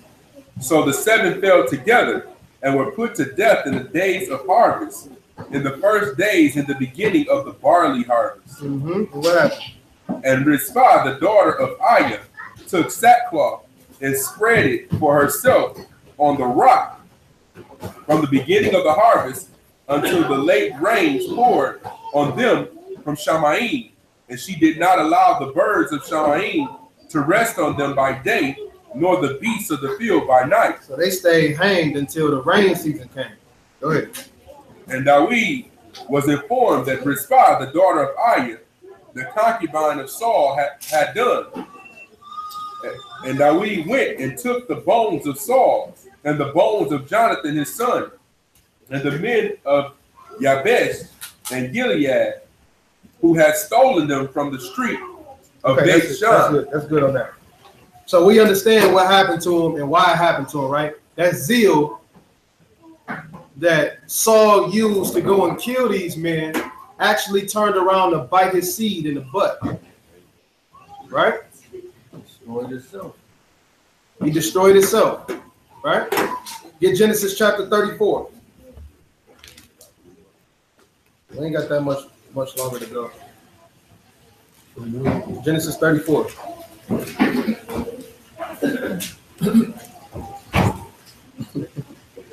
Genesis 34 and 1.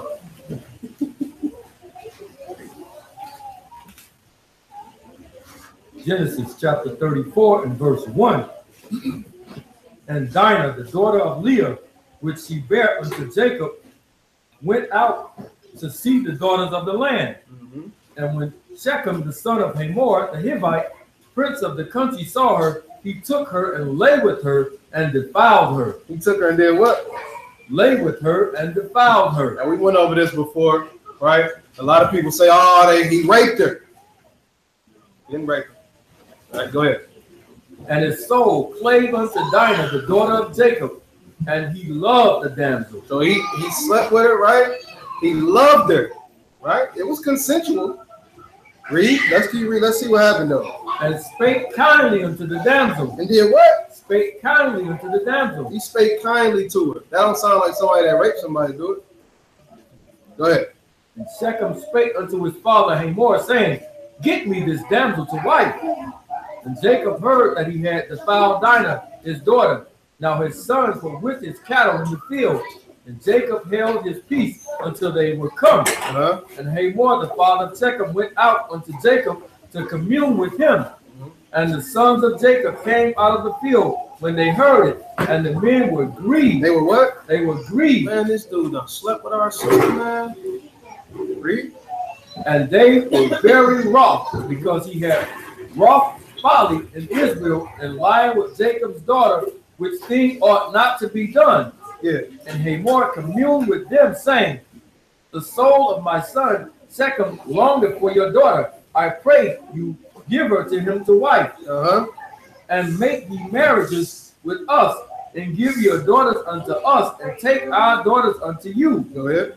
And ye shall dwell with us, and the land shall be before you. Dwell and trade ye therefore, and get you possessions. Get you possessions there. And Shechem said unto her father and unto her brethren, let me find grace in your eyes, and what shall you say unto me? I will give. He said, if I find grace in your eyes, whatever you say that I need to give you, I'm going to give it up. Right? Because he wants this woman to be his wife, right? Read. Ask me never so much dowry and gift, and I will give according as ye shall say unto me. But give me the damsel to wife. Whatever you ask me for, you can have. Just give me the wife. All right? Go ahead. And the sons of Jacob answered Shechem and Hamor and his father deceitfully. He answered all the sons actually answered what? Deceitfully. Deceitfully. So they told him something, but their intentions was way different than what they told him. Go ahead. And said, because he has defiled Dinah thy sister. And they said unto them, we cannot do this thing, to give our sister to one that is uncircumcised. Oh man, we can't give our sister up to you, man. You uncircumcised, man. You ain't a part of the crew, right? You ain't part of our people. Read. Our sister to one that is uncircumcised, but that were a reproach unto us. But in this will I consent unto you, if you will be as we be, that every male of you be circumcised, then we will give our daughter unto you, and we will take your daughters to us, and we will dwell with you, and we will become one people. But if you will not hearken unto us to be circumcised, then we will take our daughter, and we will be gone. Look, y'all got to be circumcised. Abraham got circumcised. All of our men get circumcised. You want my sister? You got to be circumcised. Not just you, but everybody in your whole hookup. Everybody got to get circumcised, right? So I don't know a lot of men that would have just jumped on that and said, "Yeah, man, yo, my man, I'm trying to get married to this woman over here, bro. You gotta get the snip, right? And you gotta go and tell everybody in your hookup this, right? Go ahead."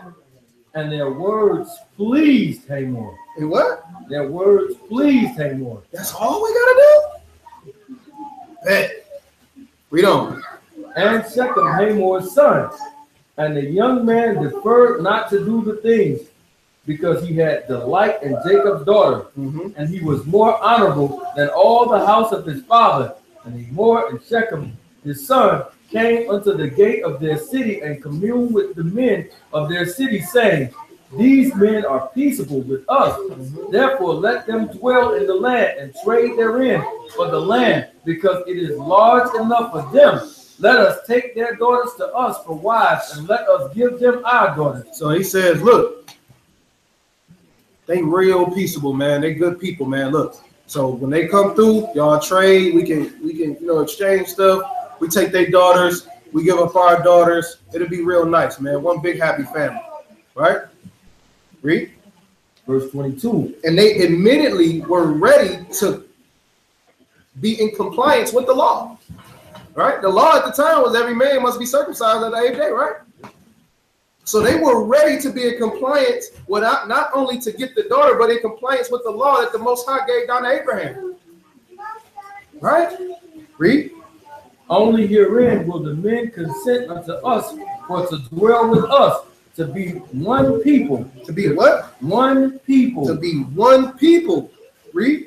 If every male among us be circumcised as they are circumcised, shall not their cattle and their substance and every beast of theirs be ours? Only let us consent unto them, and they will dwell with us. And unto Hamor, unto Shechem, his sons, hearkened all that went out of the gate of his city, and every male was circumcised, all that went out of the gate of his city. And it came to pass on the 3rd day, when they were sore, that the 2 sons of Jacob, Simeon and Levi, Dinah's brethren, took each man his sword, and came into the city boldly, and slew all the males. They did what? Slew all the males. So when these men sitting there circumcised, right? I never got circumcised this old, but these men was older. I can only imagine how they felt, right? So they sitting there trying to recover, in pain, laying there. They can't defend themselves. And his 2 sons, Levi and Simeon, came through like, got him. Because remember, it said that they spoke deceitfully about what they had to do, right? So they went in and they did what? And they slew Hamor, Shechem, his sons, with the edge of the sword, and took Dinah out of Shechem's house and went out. Man, come on, man. Get your crazy behind up out of here. You about to marry this cat and killed everybody, right? Read on. the sons of Jacob came upon the slain and spoiled the city because they had defiled their sister. They took their sheep and their oxen, their donkeys, and that which was in the city and that which was in the field. So not only did they kill them, but they took everything with them. Right? When they was all supposed to come together, share this stuff. So now let me ask y'all this. Was they trying to be over righteous? Right? Over wise? Oh man, we're gonna go in here, we're gonna smash them because they defiled our system. Right? Get Genesis 49.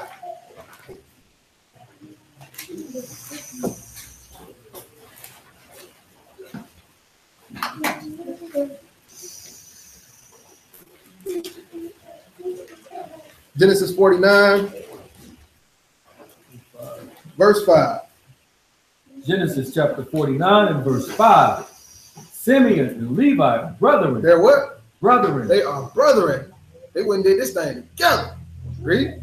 Instruments of cruelty are in their habitation. Why you say that? They was doing voodoo. Yeah, voodoo. That's what a lot of people say, right?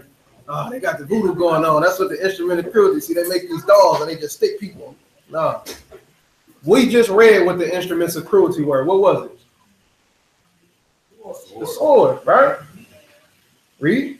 O my soul, come not thou into their secrets, unto their assembly, mine honor, be not thou united. But in their anger they slew a man, and in their self-will they dig down a wall. In their who? Self-will. In their self-will. This wasn't zeal. All right? This was just flat out disrespect. This wasn't zeal. This was being over righteous. So you know how some brothers say, oh man, you know, when you come to a white man, in order for him to get down with the children of Israel, he got to kiss my feet. Over righteous. Right? Oh, I can do whatever I want to a woman. I can rape a woman if I want to. Is that according to the scripture? That's self-will. Right? Oh, if a brother do this, I'm gonna just go and I'm gonna kill him. Do the scriptures give us the opportunity to go and slay a man just for anything? No.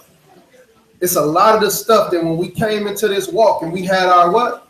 Zeal, we did a lot of stuff that wasn't according to knowledge. I'm pretty sure y'all can think of a bunch of stuff that you was doing back then that we go through and we read now. You like, I can't believe I did that, dog. Right? Y'all went to Egypt, right? You thought that the scriptures was telling you.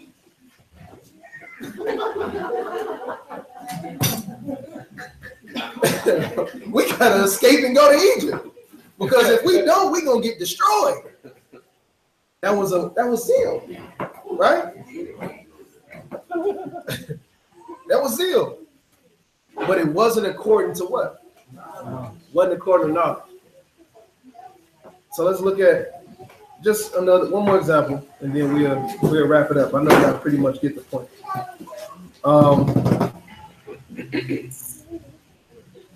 Get Luke, the 18th chapter.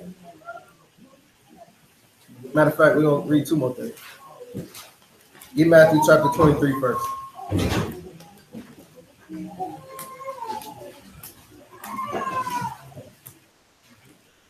You might do another part to this. There's a lot more stuff. Anybody in here familiar with the Zealots or the Zealots? However anybody pronounce it. Brother Martin, you familiar with them, right? If them your boys, I don't know, man. I don't know. If you could give us a little brief synopsis on the Zealots, what were they or who were they? The Zealots. You said they were who? They was Hebrews, indeed. They had a zeal for the law. And what did that cause them to go out and do? What did that cause them to go out and do?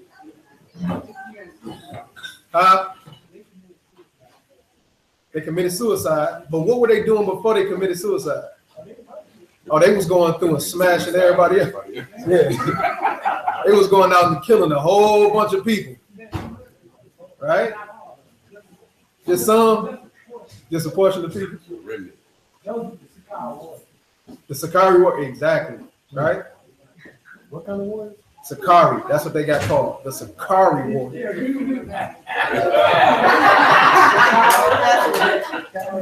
So Sakari say, yeah, that's my people right there.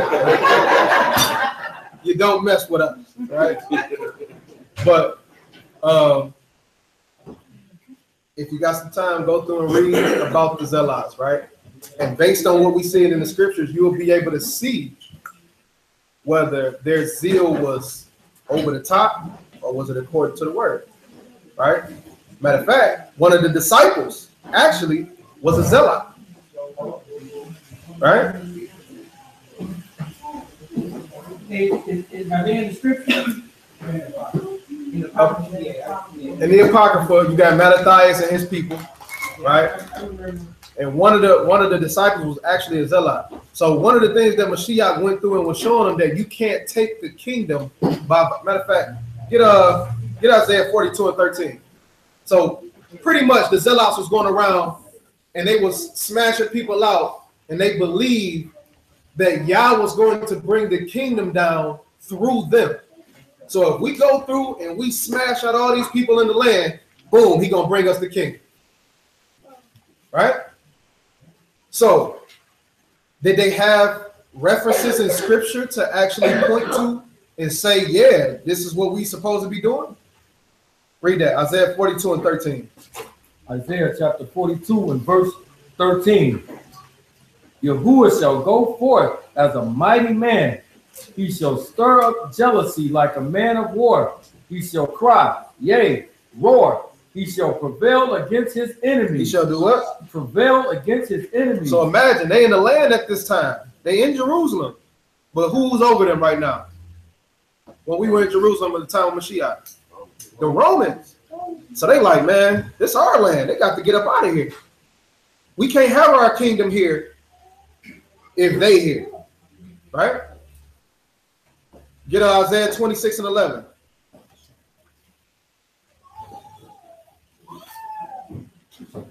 Isaiah chapter 26, verse 11.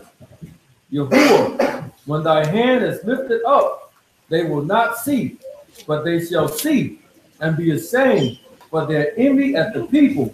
Yea, the fire. They gonna look up and see that they're the envy of who?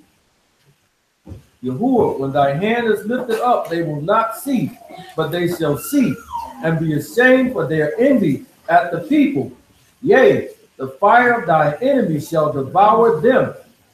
Yahuwah, thou wilt ordain peace for us. So Yahuwah was going to do these things. He was going to go through, smash these people out, the whole nine, right?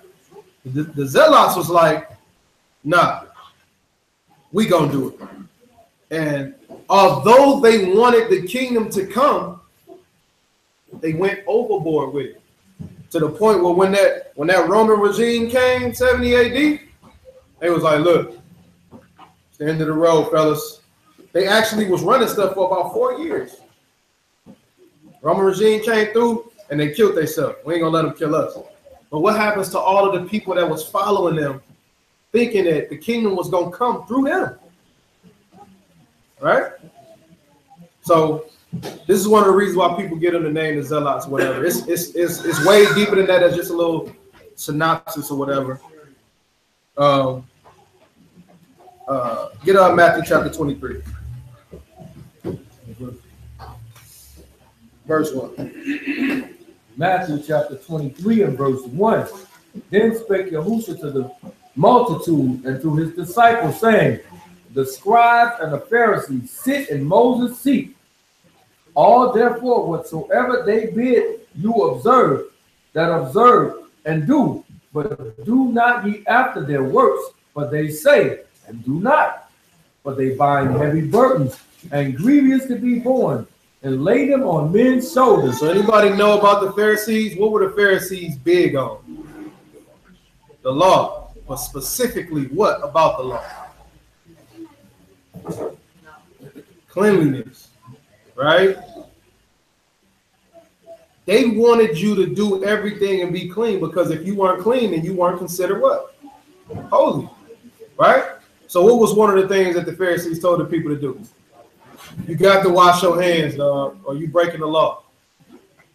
Now, this started off as a zealous act. We don't want nobody to be unclean. But what does it turn to after time? It's a tradition, but now you're making it as if it's a law that the Most High gave. Right? Same thing they did with the Shabbat. Right? Listen, the gates is closed at this time. Right? But now that the gates is closed at this time, we're going to blow the trumpets at evening before the Shabbat come in, and you're going to start your Shabbat right then and there. So as time went on, it started off as we don't want nobody to break the Shabbat. But as it carried on and carried on and carried on, it became law to where if you wasn't doing what they wanted you to do at this certain time, you were getting put up to get killed, because you were looked at as you breaking the law. Right? So again, we got a zeal that's not according to knowledge, but then we also got people who are overzealous or over righteous. Right here it says, if your righteousness don't do what? Exceed the righteousness of the Pharisees, you ain't got no place in my kingdom, because they try to overdo it. Let's look at an example. Get Luke the 18th chapter.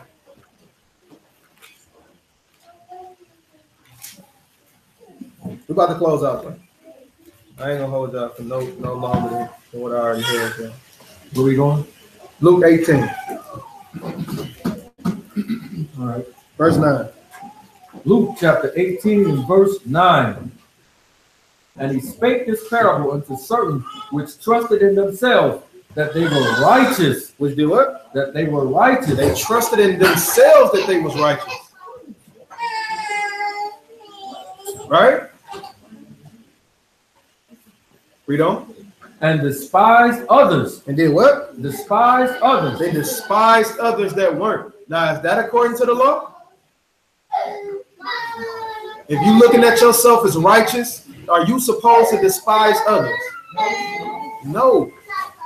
Remember the lesson that we went through a couple weeks ago. Your righteousness don't even belong to you. It belongs to somebody else. Right? Your righteousness is there for somebody else to look at and look at you as an example, right? For you to help somebody out, right? Keep going. Verse 10. 2 men went up into the temple to pray, the one a Pharisee and the other a publican. And the Pharisee stood and prayed thus with himself. He prayed what? Thus with himself. He prayed with what? Himself. Read verse 10 again. 2 men went up into the temple to pray. How many people went up in there to pray? 2. The Pharisee is what? 1. He's in a line of the office of what? Close to a priest. Some were priests, some weren't, right? But they were representatives for the Most High in some regard, right?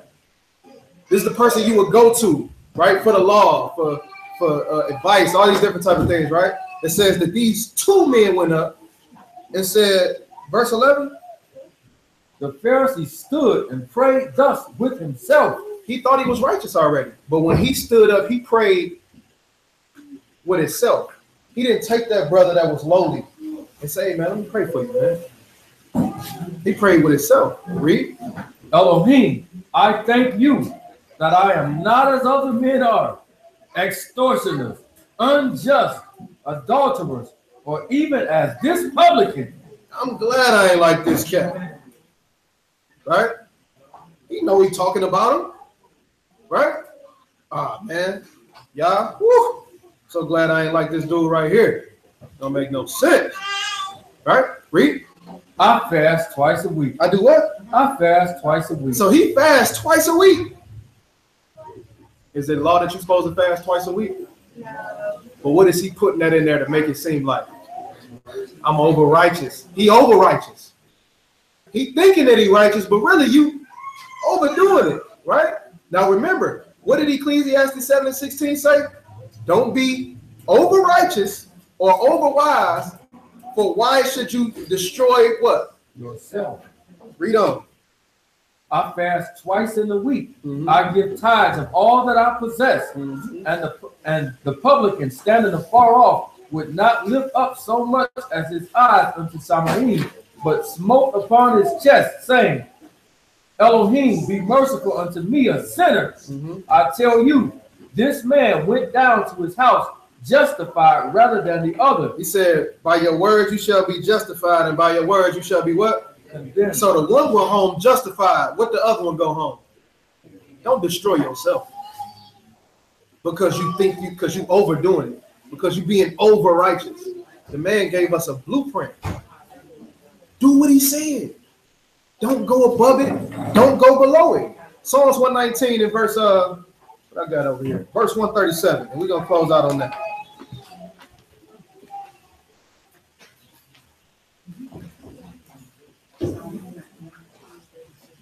Psalms 119 and verse 137. Righteous are you, O Yahuwah. Who's righteous? Yeah, first and foremost, right? But I need to get it twisted to say the people that's doing that's keeping the commandments, right? That's actually doing what they're supposed to do are not righteous. He said, don't get it twisted. In 1 John, those that are righteous, right? Read. Righteous are you, O Yahuwah, and upright are your judgments. Thy testimonies that thou hast commanded are righteous and very faithful. Be righteous and very faithful. There's no reason to go. There's no reason to deal or dip your hand into his law and add to it, take away from it. It's always gonna be there. He's gonna be constant. Read. My zeal have consumed me. My zeal have what? Consumed me. Because my enemies have forgotten your word. Let's see what he say though after this. Go ahead. Your word is very pure. It's what? Very pure. This is what's gonna show you what it means to have the right type of zeal. Your words are what now? Very pure. Very pure, and what? Therefore thy servant loveth it. He loved his word. When he walking his word out, he loved his word. That's zeal. Right? Not trying to do too much. Not just gonna do the bare minimum. He said, I love your word, right? Read. I am small and despised. I am what? Small and despised. I ain't like this publican over here. I don't exalt myself. I say I'm small, I'm despised, right? Read. Yet do I not forget your precepts. Yet I don't what? Forget your commandments. No matter what happened, I'm not going to forget your commandments. Read. Thy righteousness is an everlasting righteousness, and thy law is the truth. Your law is the truth. Period, point blank. Read. Trouble and anguish have taken hold of me. Yet thy commandments are my delight. They are my what? Delight. No matter what I'm going through, no matter what's happening to me, your commandments are my delight. That's zeal. When you can withstand a blow from life and still say, I'm standing on this word no matter what, that's zeal. Right? Read. Thy righteousness of thy testimony is everlasting. Give me understanding, and I shall live. This is zeal. Right? So we know what it means. Even if you think that you got good intentions with doing something, don't go outside of his word, because that good that you think you're doing could be bad for somebody else. You know how they say a little white lie don't hurt nobody? Is that the truth? No, it actually do. It actually hurt a lot, right? You don't go over it a little bit, right? You stay within the ramifications of what he laid out, and you're going to be all right. Don't try to be over righteous. Don't try to make something up that's not in the book. It's a lot of our people do that. That's quote unquote Israelites. That's what we do. Oh man, you know, on the Sabbath day, bro, you can't leave your house, bro. Flat out. You leave your house, you're breaking the law. Make that sandwich up. Exactly. Oh, that you putting bread together, bro? No, you supposed to make your sandwich last night, bro. You broke the law. Can't pour that Kool-Aid. Yesterday. You were supposed to do it yesterday while you was at work, because you ain't get off until it was about to be dark. Right? You got that light on, bro. Electricity, that's fire, bro. You can't do that. Right? This is how our people do. This is how we operate. And when you first come in the truth, you're like, man, I can't turn that light on, man. Shoot. I'm sparking a fire. Man, I can't do this. I can't do that. But you putting on yourself way more than what he told you to do. So now what you do, you take that and you go and tell somebody else. And they tell somebody else, and they tell somebody else. Now we got a whole bunch of people doing opposite of what the Most High is saying, making this law grievous, right? So if we just do what the man said, be zealous in the fact that you love his word, love his law. It's a light to your feet. You're going to keep it no matter what. You can't go wrong. With that, I say shalom.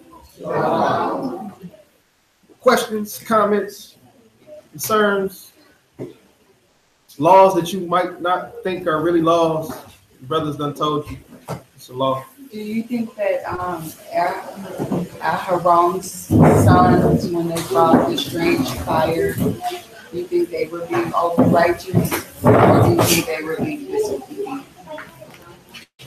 I actually was reading over that, right? I didn't put it in there because I wasn't sure. Let's look at it. That's being disobedient. Disobedient? You're supposed to bring the fire directly from the outer altar. Right. You know what I'm saying? Right. What's that chapter? It is.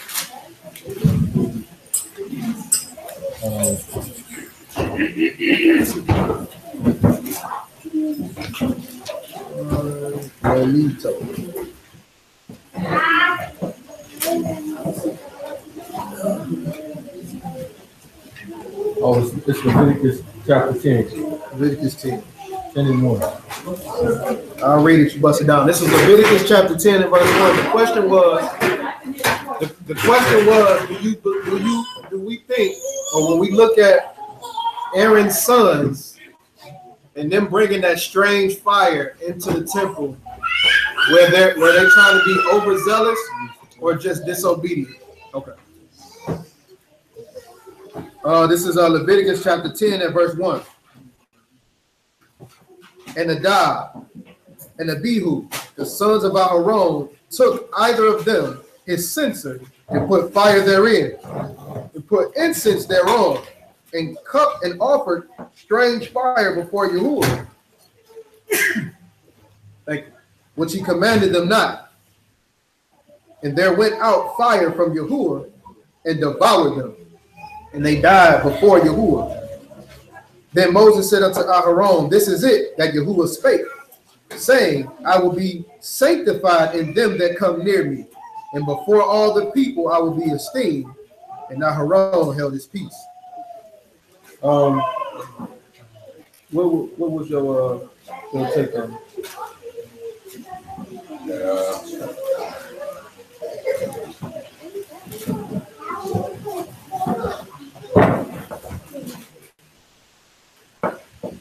And the reason why I say maybe being overzealous is because if they were being disobedient, they wouldn't have let this fire.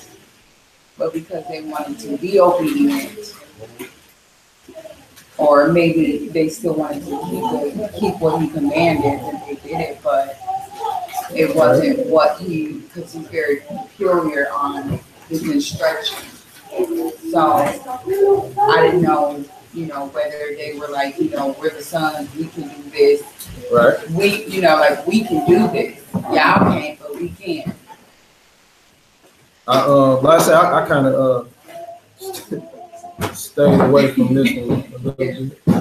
They probably got better insight on me. Qual said it was a law that they actually didn't do before, or when or broke before they even got into the inner court. Okay. To light the incense. We're gonna expound on it when we get out here. Okay. Hey, can I ask that real quick? Go ahead. I looked up the word strange. It came to that verse. One of the very first definitions is turn aside. But I have it, and then number 2 said, and this is in the concordance. Number 2 says, turn from the way. God and anyone's house. I ain't gonna go with that one. But I haven't really studied this whole thing, but just the initial going there, is looking up the word strange. That's just one or two of the definitions that I have. Strange fire. So it required me to kind of study to see if it was disrespect or just overzealous. And that's what I was saying. We were waiting for you to come back, Claude, because I was saying, because they were the priests, they were the sons of the priests. I felt like maybe they were being overzealous because they were like, we can do this. You know, we're the priests, so we can, y'all can't do this like this, but we can. Versus being disobedient because they still brought fire. Oh, I guess. You know, and that was kind of the reason why I probably thought maybe. Well, they was being a priest. We learned a lesson about the temple. Y'all had lit this fire, so you were supposed to take fire from the outside joint and put it into there. So it's basically like they said, oh, I ain't gonna do that. I got my lighter right here. It's the same. It's fire. Yes. You know what I'm saying? Yeah. But you can't do that. Right. It's only the fire from outside was supposed to go in there. So that's what they did wrong. And they knew this though. Okay. You know what I'm saying? Because they the priest. Yeah. You know this. Your daddy done taught you this. How you supposed to do it? So they basically like, I can do this. You know, I got my lighter here. I'm gonna light it myself. So it was like a combination of both, being disobedient and overzealous, exalting themselves more than they ought to. Yeah, I can definitely see that. But they definitely weren't supposed to do it. So because it didn't say, like from what I'm thinking or beforehand, that it was a strange burn in there. Yeah, it says. But it say strange. It say strange fire. But look at that. Look It's at a that. fire. They put the incense there on. You can offer strange fire. So Exodus 30.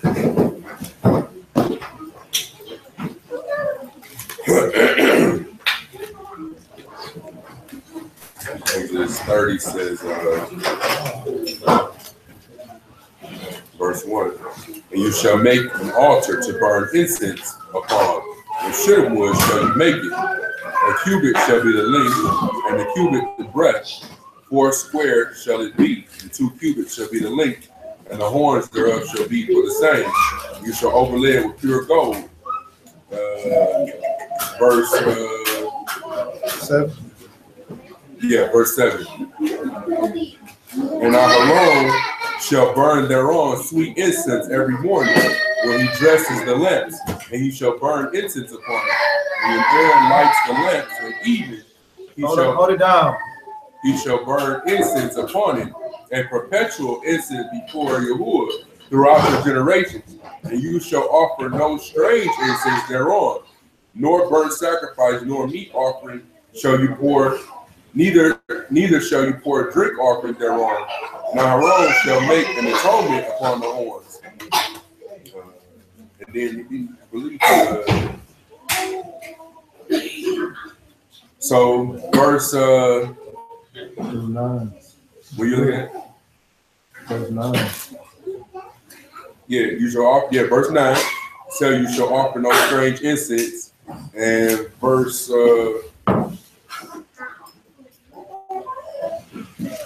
30.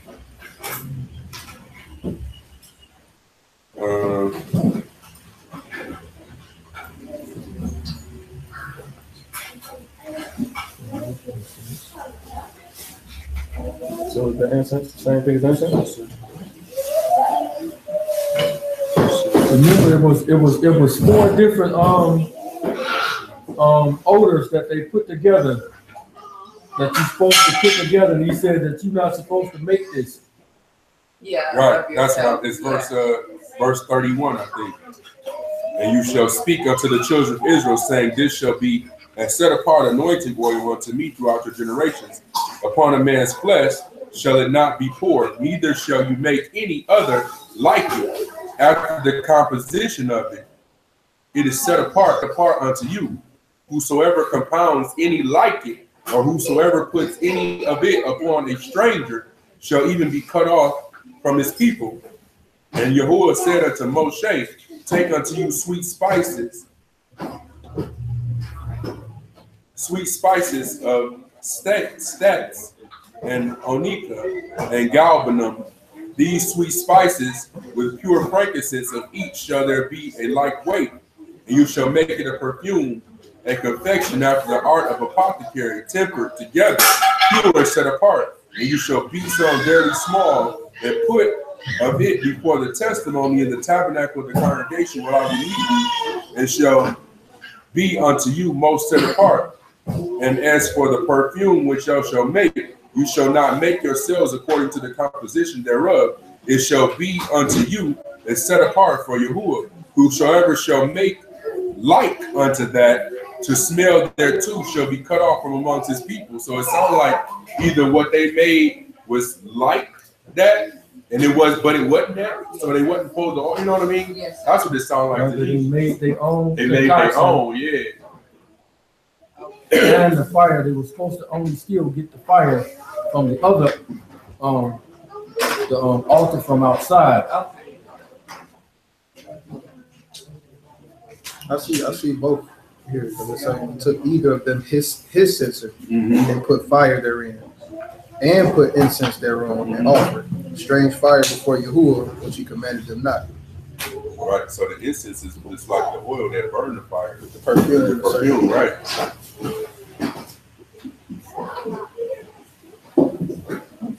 So I think there was disobedience because they knew what was supposed to go in there. I It was feel real like specific. It's more disobedience than I think it's a combination Like, of man, both. it's good enough.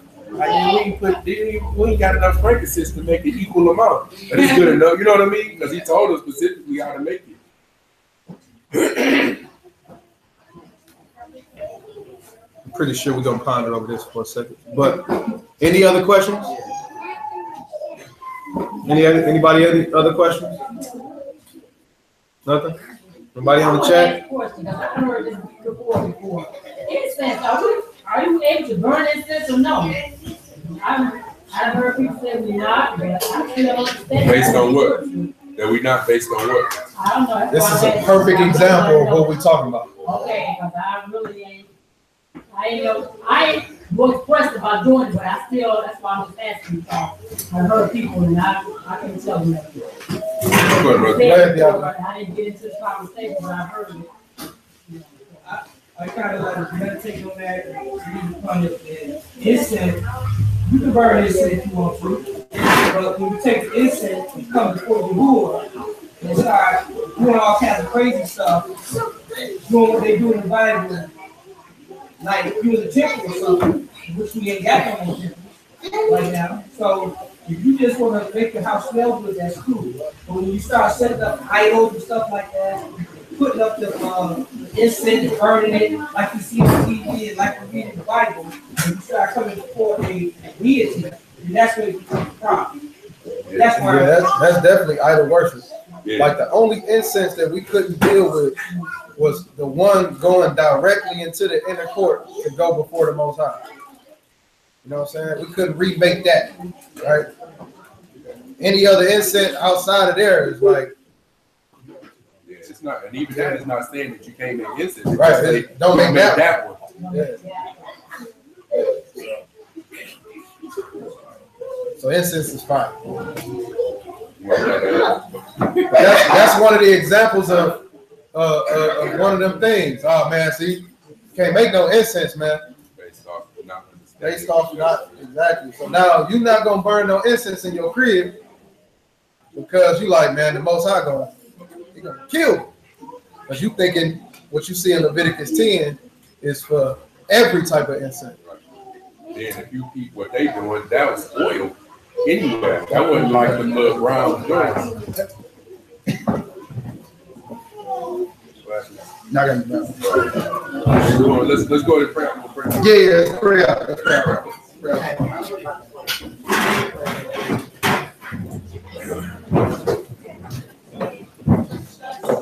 Watch it, watch it, watch it, watch it.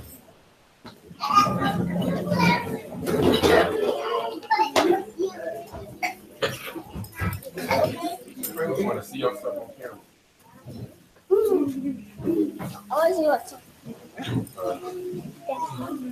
Come on, let's pray.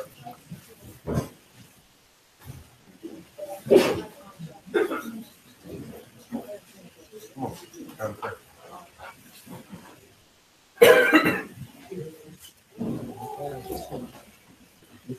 Father God, we give thanks for the word that went forth. We thank you for the souls in attendance, Father. We pray that they would be uplifted and enlightened, Father. We pray that you would impart wisdom upon each and every person in this room, Father. We pray that you would be a light unto our paths and order our steps, Father. Be a guide and lead us unto righteousness, Father. We pray that you would use us as vessels for your word to flow through, that we might give a word of strength and power unto one of your children, Father, to awaken them, to bring them out of the darkness into your marvelous light.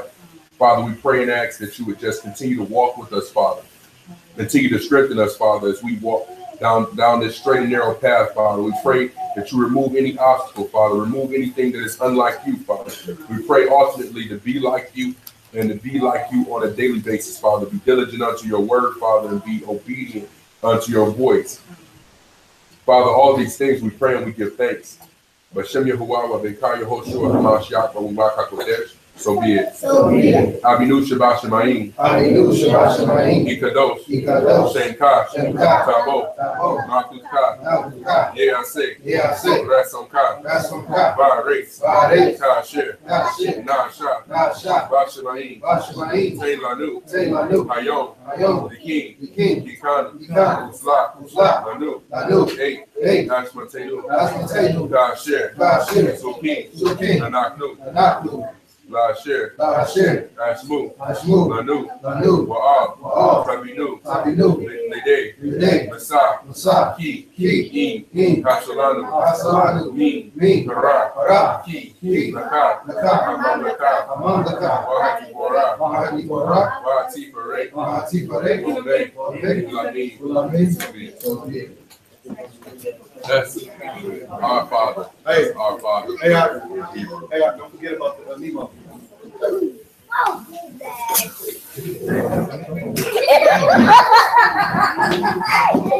Yeah, I'm about to. Too much playing. Yes.